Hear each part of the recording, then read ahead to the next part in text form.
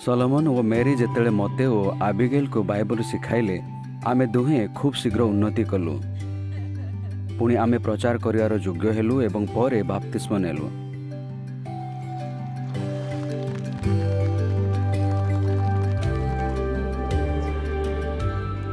କିଛି ସମୟ ପରେ ଆମ ମଣ୍ଡଳୀ ସର୍ବସାଧାରଣରେ ପ୍ରଚାର କରିବାର ଆୟୋଜନ କଲା।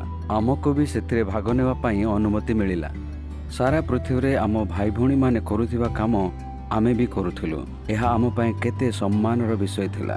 କିନ୍ତୁ ସତ କଥା କହିବାକୁ ଗଲେ ଆମକୁ ଏ କାମରେ ଏତେ ଖୁସି ମିଳିଲାନି, କାରଣ ଆମକୁ ସଫଳତା ମିଳୁନଥିଲା। ଥରେ ତ ଆମର ପୁରା ଗୋଟେ ଦିନ ବେକାର ଗଲା।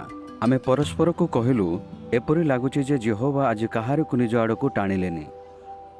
ପରବର୍ତ୍ତୀ ସଭାରେ ମୁଁ ସଲୋମନକୁ ସାହାଯ୍ୟ ମାଗିଲି। ସେ ମୋତେ ଏପ୍ରିଲ 2015ର ଆମର ରାଜ୍ୟ ସେବା ଦେଖାଇଲେ। ସେଥିରେ କୁହାଯାଇଛି ଯେ ସର୍ବସାଧାରଣରେ ପ୍ରଚାର କରିବା ସମୟରେ କ'ଣ କରିବା ଉଚିତ ଆଉ କ'ଣ ନ କରିବା ଉଚିତ। ସେ ବୁଝାଇଲେ ଯେ ସର୍ବସାଧାରଣରେ ପ୍ରଚାର କରିବାର ଉଦ୍ଦେଶ୍ୟ କେବଳ ବହି ପତ୍ରିକା ଦେବା ନୁହେଁ, ବରଂ ଲୋକଙ୍କ ଧ୍ୟାନ jw.org ଆଡ଼କୁ ଆକର୍ଷିତ କରିବା, ଆଗ୍ରହ ଦେଖାଉଥିବା ଲୋକଙ୍କୁ ଯଥାଶୀଘ୍ର ଭେଟିବା ଆଉ ବାଇବଲ ଅଧ୍ୟୟନ ଆରମ୍ଭ କରିବା। ମୁଁ ତାଙ୍କୁ ଧନ୍ୟବାଦ ଦେଲି ଆଉ କହିଲି ଯେ ଏସବୁ କଥା ଆବିଗେଲକୁ ବି କହିବି। ଆମେ ଦୁହେଁ ପରବର୍ତ୍ତୀ ପାରିବାରିକ ଉପାସନାରେ ସେହି ଲେଖା ଉପରେ ଆଲୋଚନା କଲୁ। ଆମେ ସ୍ଥିର କଲୁ ଯେ ସେଥିରେ ଥିବା ପରାମର୍ଶକୁ ନିଶ୍ଚୟ ଲାଗୁ କରିବୁ। ଯେତେବେଳେ ଆମେ ଜାଣିଲୁ ଯେ ନିଜ ଭୁଲ ଯୋଗୁଁ ହିଁ ଆମକୁ ଏହି କାମରେ ଖୁସି ମିଳୁନି, ଆମେ ନିଜ ପ୍ରଚାର କାମରେ ପରିବର୍ତ୍ତନ ଆଣିଲୁ। ପ୍ରଥମେ ଆମେ କେବଳ ଛିଡ଼ା ହୋଇ ରହୁଥିଲୁ, କିନ୍ତୁ ଏବେ ଆମେ ଆଗ୍ରହୀ ଲୋକଙ୍କୁ ଖୋଜିବାରେ ଧ୍ୟାନ ଦେବାକୁ ଲାଗିଲୁ। ଫଳରେ ଆମକୁ ସର୍ବସାଧାରଣରେ ପ୍ରଚାର କରିବାରେ ବହୁତ ଖୁସି ମିଳିଲା ଆଉ ଆମେ କିଛି ବାଇବଲ ଅଧ୍ୟୟନ ବି ଆରମ୍ଭ କଲୁ।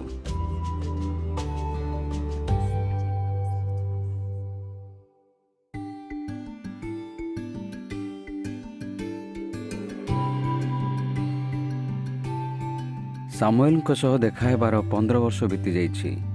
କେତେ କ'ଣ ବଦଳି ଯାଇଛି। ଏହି ଭିତରେ ଆମେ ସତ୍ୟରେ କେତେ ଉନ୍ନତି କରିସାରିଛୁ।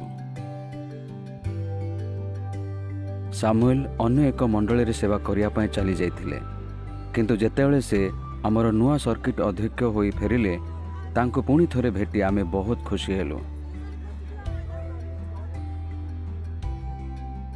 ତାଙ୍କ ସହିତ ପ୍ରଚାରରେ ଯିବା ପାଇଁ ମୋର ବହୁତ ଇଚ୍ଛା ଥିଲା, କିନ୍ତୁ ମୋତେ ଟିକେ ଡର ବି ଲାଗୁଥିଲା, କାରଣ ସେ ଜଣେ ଦକ୍ଷ ଶିକ୍ଷକ ଥିଲେ।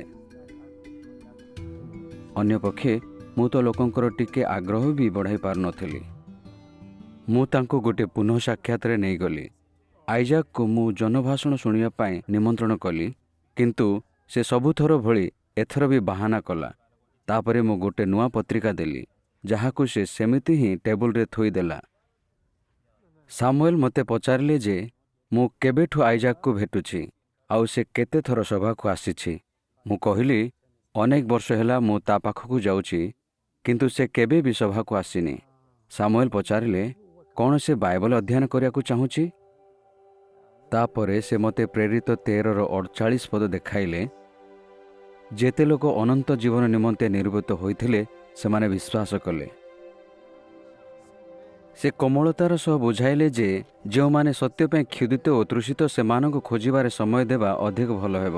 ଏହା ସତ ଯେ ଆମେ ଏତେ ଶୀଘ୍ର ଆଶା ଛାଡ଼ିବା ଅନୁଚିତ, ତଥାପି ଜଣାପଡ଼ିବା ଉଚିତ ଯେ ଲୋକେ ସତ୍ୟକୁ ଆଦର କରନ୍ତି ଓ କିଛି ପଦକ୍ଷେପ ବି ନେଉଛନ୍ତି। ସେ ମୋତେ ମୋର ବି ଅନୁଭୂତି ମନେ ପକାଇଦେଲେ। ସେ ବିଲକୁଲ ଠିକ୍ କହିଲେ। ଯେତେବେଳେ ଆମେ ଏକା ସାଙ୍ଗେ କାମ କରୁଥିଲୁ, ସେତେବେଳେ ମୁଁ ସତ୍ୟକୁ ଖୋଜୁନଥିଲି, କିନ୍ତୁ ଯେତେବେଳେ ମୁଁ ନିଜ ପୁଅକୁ ହରାଇଲି, ମୁଁ ଯେହୋବାଙ୍କ କଥା ଶୁଣିବା ପାଇଁ ସତରେ ପ୍ରସ୍ତୁତ ଥିଲି। ଏସବୁ ପରାମର୍ଶ ପାଇଁ ମୁଁ ସାମୁଏଲଙ୍କୁ ଧନ୍ୟବାଦ ଦେଲି। ମୁଁ ପ୍ରକୃତରେ ମୋ ସମୟର ସଠିକ୍ ବ୍ୟବହାର କରି ଲୋକଙ୍କୁ ସତ୍ୟକୁ ଆସିବା ପାଇଁ ସାହାଯ୍ୟ କରିବାକୁ ଚାହୁଁଥିଲି। ମୁଁ ଆଇଜାକକୁ କେବେ ଭୁଲିବିନି। କେବେ କେବେ ତାକୁ ଭେଟିବାକୁ ଯିବି, କିନ୍ତୁ ଯେଉଁମାନେ ସତ୍ୟ ପାଇଁ କିଛି ପଦକ୍ଷେପ ନିଅନ୍ତିନି, ସେମାନଙ୍କୁ ଛାଡ଼ି ଅନ୍ୟମାନଙ୍କୁ ଖୋଜିବାରେ ପରିଶ୍ରମ କରିବି, କାରଣ ସମୟ ଅତି ଅଳ୍ପ ଆଉ ଲୋକଙ୍କ ଜୀବନ ବିପଦରେ ପଡ଼ିଛି।